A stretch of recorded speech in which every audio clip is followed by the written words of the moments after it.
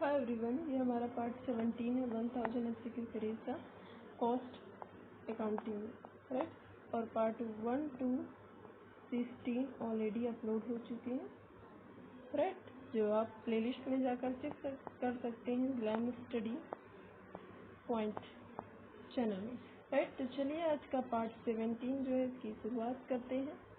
पहला क्वेश्चन क्या है, what will be the office and administrative overhead. इसमें ध्यान रखिए ओवरहेड पूछा है, क्या बोला है, when office and administrative overhead 25% of work cost and work cost 80,000। तो ये तो बड़ा ही सिंपल है। सिंपल क्या मतलब है कि आपसे ऑफिस एंड एडमिनिस्ट्रेटिव ओवरहेड पूछा और ऑफिस एंड एडमिनिस्ट्रेटिव बता रखा है कि ये 25% होगा वर्क कॉस्ट का, और वर्क कॉस्ट आपको ऑलरेडी दिया, तो मतलब इसका 20% आपका आंसर होगा। तो इसका 20% निकाल लीजिए, राइट। तो चलिए 80,000 का 25% बोला था ना क्वेश्चन में, तो ध्यान रखिए। तो 25 अठे हो जाएगा 200, राइट। 25 अठे 200 हो गया, राइट।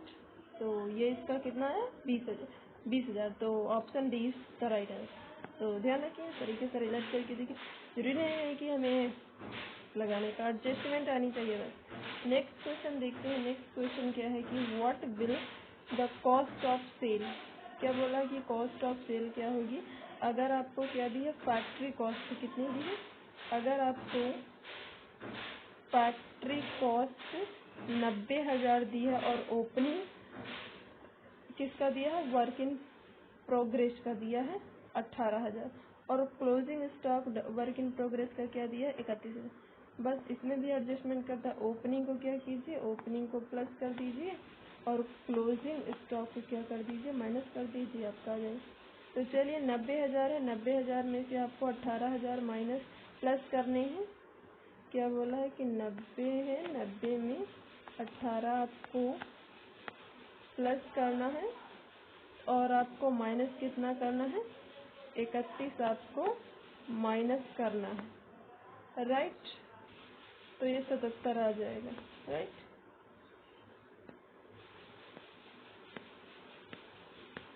तो 77,000 ऑप्शन में कहेंगे, यस, ये आपका option B is the right answer.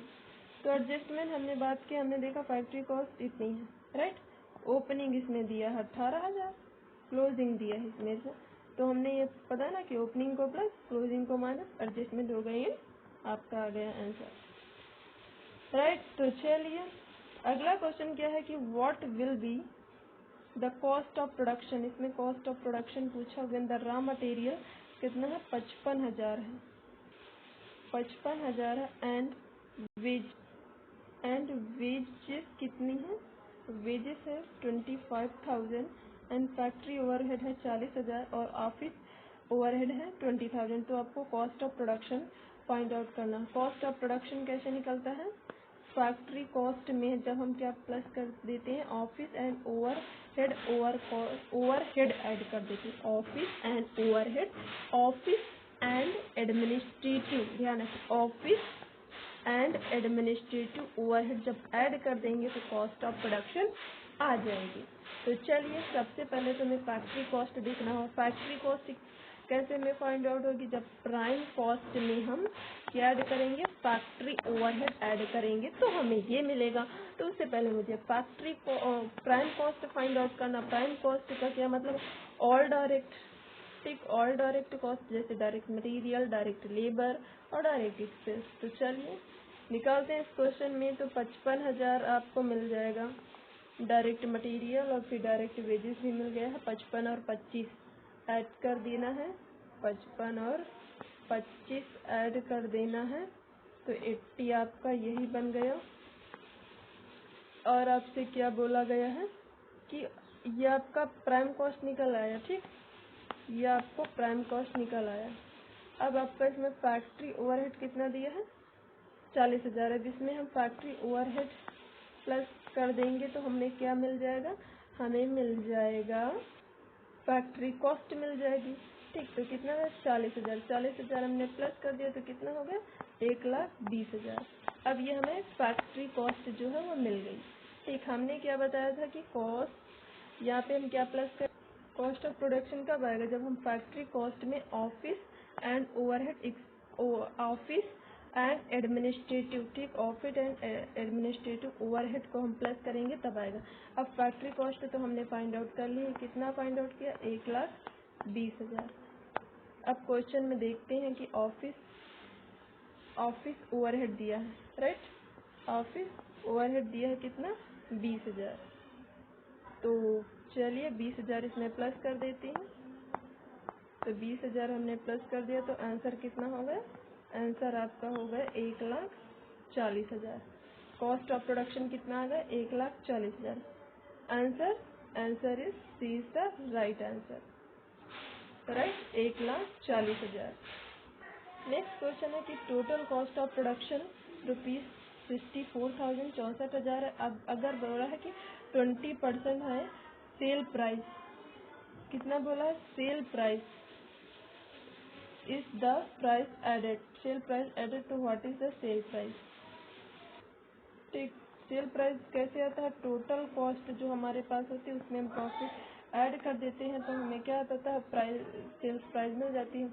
लेकिन यहाँ पे तो ऐसा कुछ है नहीं, यहाँ पर सेल्स प्राइस पूछा गया है लेकिन यहाँ पर कॉस्ट दी गई, यहाँ बोला गया है सेल प्राइस 20% है और सेल प्राइस हमें खुद भी फाइंड आउट करना है।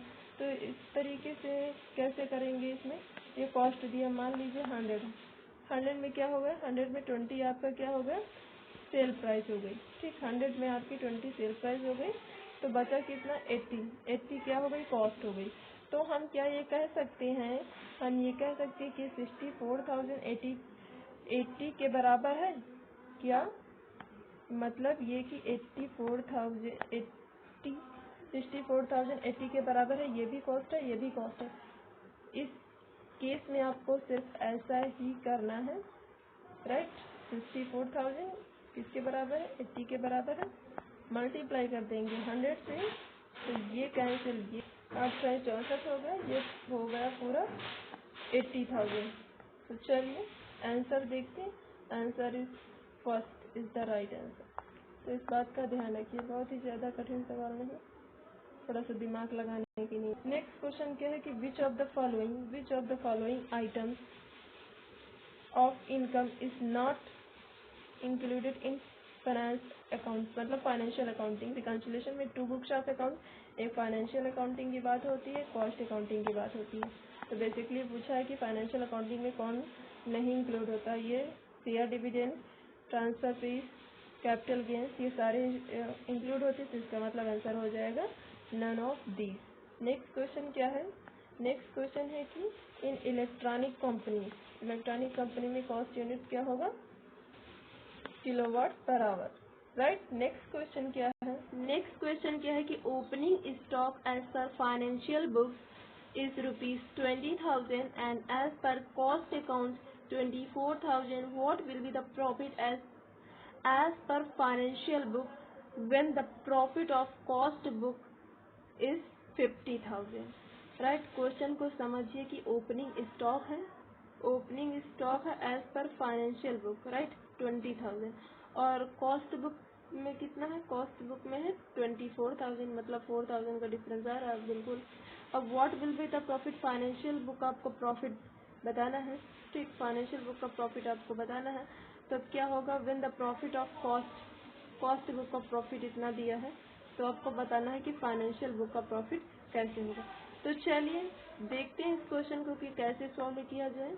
बहुत ईजी रिकंसिलिएशन का है, बट इसमें देखिए 20,000 ओपनिंग स्टॉक दिया है, कॉस्ट में 20,000 दिया है फाइनेंशियल अकाउंट में, और कॉस्ट में कितना दिया है 24,000। तो एक चीज़ मैं आपको बताना चाहूँगी कि ये जो ओपनिंग स्टॉक है ये एक्सपेंस है या फिर इनकम है, ये चीज़ बताइए। चलिए मैं आपको याद करवाती हूँ, आपने ट्रेडिंग अकाउंट पढ़ा ज़रूर होगा, ठीक। जब हम बनाते थे तो ओपनिंग स्टॉक डेबिट साइड लिखते थे, ओपनिंग स्टॉक 4,000, क्या था rule, all expenses and losses और डेबिटेड। तो समझ में आ गया ना कि ऑल एक्सपेंसेस एंड लॉसेस और डेबिटेड, दैट मीन्स एक्सपेंस हुआ, राइट। तो कोई एक्सपेंस है जो कि फाइनेंशियल बुक में और कॉस्ट बुक में शो किया गया। फाइनेंशियल बुक में कितना शो किया गया, तो चलिए उसकी बात कर लेते हैं। 20,000 शो किया गया, 20,000। और वहीं कॉस्ट बुक में कितना शो किया गया, 24,000। अब आपसे प्रॉफिट किसका दिया है, इसका प्रॉफिट दिया है 50,000। अब आपको इसका प्रॉफिट बताना है। समझ में आ गई बात, ये आपके क्वेश्चन में है। तो चलिए सबसे पहले देखते हैं कि एक्सपेंस कितना, जो एक एक्सपेंस जो कितना ज़्यादा रिकॉर्ड किया गया, 4,000 ज़्यादा जो है वो रिकॉर्ड किया गया, राइट। 4,000 ज़्यादा रिकॉर्ड किया गया, इसका मतलब है कि इस फाइनेंशियल बुक में, ठीक, फाइनेंशियल बुक में 4,000 कम प्रॉफिट होगा, 4,000 कम प्रॉफिट होगा, ठीक, कम प्रॉफिट होगा, ठीक। और फाइनेंशियल अकाउंटिंग में 4,000 ज़्यादा प्रॉफिट होगा। क्यों? क्योंकि एक्सपेंस जो है वो 4,000 कॉस्ट अकाउंटिंग में शो किए गए, फाइनेंशियल अकाउंटिंग में नहीं शो किए गए। तो इसका मतलब इसमें जो ये 50,000 है, राइट, 50,000 है, इसे 50,000 ये कितने से कम है, ये 4,000 से कम है। क्यों? क्योंकि इसमें 4,000 की एक्सपेंसेस रिकॉर्ड है। अब फाइनेंशियल ईयर का मतलब फाइनेंशियल अकाउंट का प्रॉफिट क्या हो जाएगा, फाइनेंशियल अकाउंट का प्रॉफिट, तो हम क्या कह सकते हैं कि फाइनेंशियल अकाउंटिंग का जो प्रॉफिट होगा वो 54,000 होगा। कह सकते हैं कि नहीं? ठीक, बिल्कुल कह सकते हैं, क्योंकि इसमें जो भी एडजस्टमेंट है, मान लीजिए हमने कहा भाई 4,000 हमने एक्सपेंस रिकॉर्ड किए, तो तुम्हारा प्रॉफिट 4,000 से कम हो गया ना, किसी ने ये एक्सपेंस किया ही नहीं, तो उसका वो क्या होगा, वो प्रॉफिट हो गया, राइट। तो यही बात बोला है कि अगर 50,000 किसमें हो, कॉस्ट अकाउंटिंग में, तो आपको फाइनेंशियल बुक का प्रॉफिट बताना है, राइट। तो आप जब भी कहना एक्सपेंस को देखिए, एक्सपेंस कितना घट बढ़ रहा है। देखिए फाइनेंशियल अकाउंटिंग में हमने कितना था, 20,000, कॉस्ट अकाउंटिंग में 24,000। तो इसका मतलब ये है कि इसका प्रॉफिट जो है वो कम है, और फाइनेंशियल अकाउंटिंग का प्रॉफिट क्या है, फाइनेंशियल अकाउंटिंग का प्रॉफिट जो है वो ज़्यादा है, और कॉस्ट अकाउंटिंग का प्रॉफिट जो है वो क्या है, वो कम है। ये चीज़ तो क्लियर है ना। अब कितना कम है ये चीज़ आप देख सकते हैं, इसी में कैसे देख सकते हैं, 4,000 से कम ज़्यादा हो रहा है। 4,000 कॉस्ट अकाउंटिंग में कम है और 4,000 इसमें ज़्यादा है, तो इसी में 4,000 हमने प्लस कर दिया, तो 54,000, क्योंकि 4,000 तो ज़्यादा हो गए, क्योंकि 4,000 का एक्सपेंस तो इसमें रिकॉर्ड किया, क्योंकि हम रिकॉन्सिलेशन पढ़ा। रिकॉन्सिलेशन का मतलब 2 books of accounting, financial and cost accounting का प्रॉफिट जो है वो मैच कराया जाता है। मैच कराने के लिए एडजस्टमेंट प्लस या माइनस की जाती है। तो आई होप तो आपको ये क्वेश्चन समझ में आएगा। तो चलिए आंसर क्या सही होगा, आंसर कहीं, yes, option B is the right answer, 54,000। Financial book का प्रॉफिट कितना होगा, 54,000 हो जाएगा। तो ऑल द बेस्ट। आज के वीडियो में इतना ही, मिलते हैं नेक्स्ट वीडियो में।